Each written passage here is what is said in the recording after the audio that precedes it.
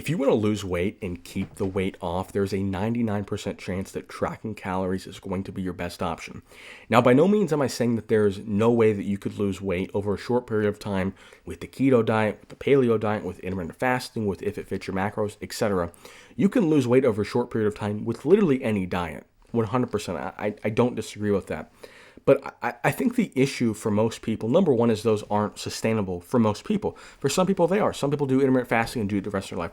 Some people do keto and do it the rest of their life. But for the most part, people don't like feeling that restricted. And at the end of the day, these diets work because you're eating less calories than you burn.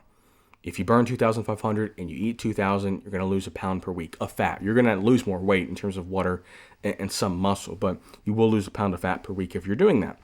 Now, the reason why any diet works, as I mentioned, is a caloric deficit. So these diets reverse engineer. They take away carbs. They take away meat and dairy. They take away 8 hours of eating. So these diets all force you into a caloric deficit. But because people can't sustain those, and they want to eat in the morning, or they want to eat carbs, or they want to eat dairy, etc., these diets, they don't build the foundation for what actually loses weight. These diets do it in kind of a backdoor way.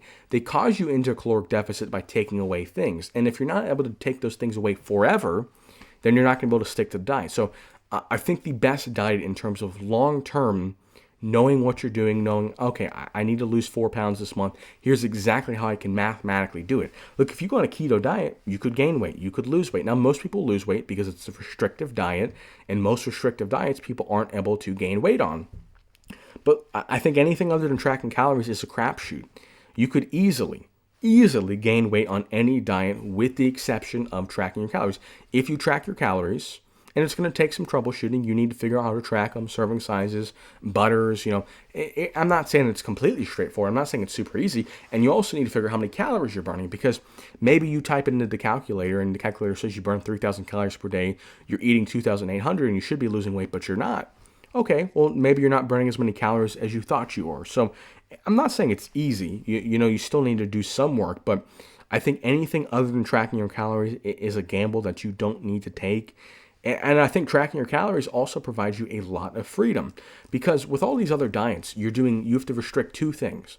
You have to restrict, depending on what the diet is, you might have to restrict carbs, you might have to restrict dairy, you might have to restrict processed food, you might have to restrict eating for 16 hours a day, and you also have to eat less calories. So you have to restrict two things. If you're tracking your calories, you only have to restrict one thing. So you can eat the foods you like. You can eat the foods that you like when you like. You just have to eat them in moderation. Now, it's easier said than done, because most people, when they start diets, even when they track calories, they still end up gaining weight, or they lose weight and gain it back. So I'm not saying it's easy. I'm just saying tracking your calories makes the most sense for most people. And if you do it, if you follow it to a T, you are guaranteed to lose weight. There is no if, ands, or but. Tracking calories, it's the only diet that is mathematically, scientifically engineered to work. You can do any other diet, and if you're not following the principle of eating less than you burn, you're going to gain weight or maintain weight. So I think everybody should be tracking calories at least for a couple weeks. You don't have to track for life.